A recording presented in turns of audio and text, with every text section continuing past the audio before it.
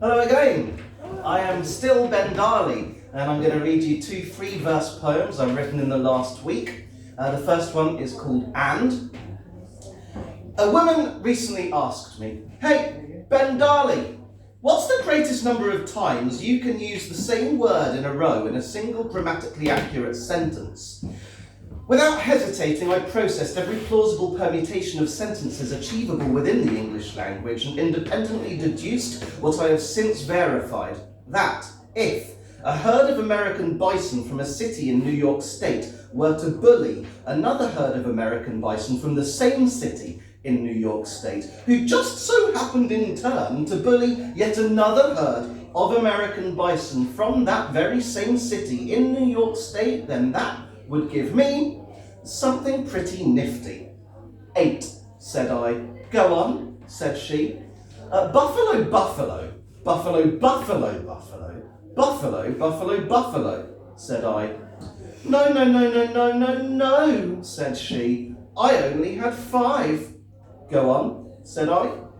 I was walking past my local last week, the Sydney and Eden, and saw the workman renailing the sign above the door. I stopped and looked for a moment and then told him, "Mate, there's inconsistent spacing between Sydney and Eden," said she. I win by 3, said I. But it got me thinking about a conversation I had with my friends in the pub the previous week. There I was with Daniel, Natalie, Nadine, Andrew, Nabil, and my dad and grandma. We got up to leave and I observed that the 7 of them were all the exact same height. So, they stood back to back to back to back to back to back to back in a heptagon, and we placed a conveniently abandoned 30-inch pizza box over their heads. It lay flat. Well, that settles it, said I.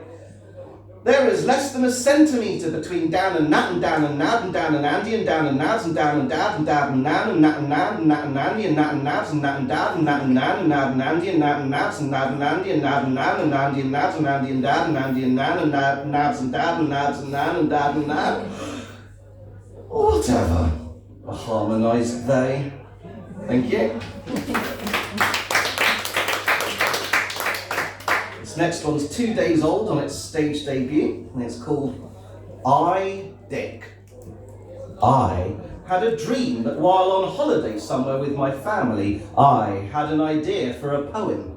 Within the dream, the idea was genuine, and it was gold. I realised it was a dream and decided that rather than waking myself up to write it down, I would stay in the dream and write it there. But I couldn't find my notebook. I swam around looking for it everywhere, then gave up to move the plot along. I decided to verbalise it to my parents instead, to solidify it for when I emerged from my slumber. I swam to a table and told my dad I had had an idea for a poem, but couldn't find my notebook, and could I tell him the idea to concretify it? He said, "What? Have you been too busy wanking your little willy, you little dick?" I looked up and saw my dad reading a newspaper on the next table. My eyes returned to this man who I now realised was just a stupid random bastard who greatly resembled my father. I gave him a piece of my mind and embarrassed him back in a very witty way that would really enhance this poem if I could remember what it was. However, I can't, and I have decided to keep this anecdote authentic instead of embellishing it with creative, comedic and poetic lies.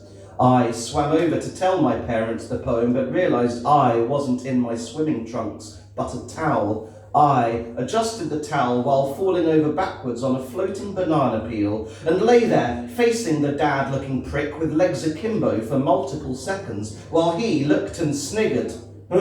"It really is a little dick, isn't it, you little wanker?" he said. I rolled over, feeling more humiliation while failing to get the towel back over my arse. "That ain't little," he added.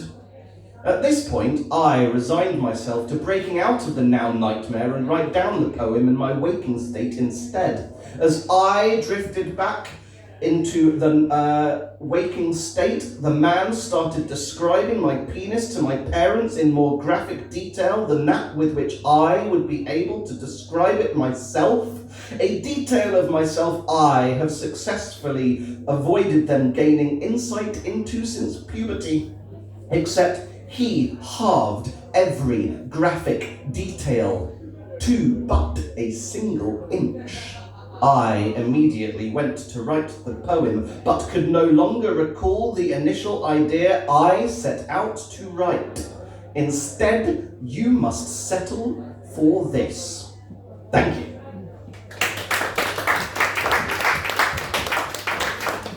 Thank you, Ben.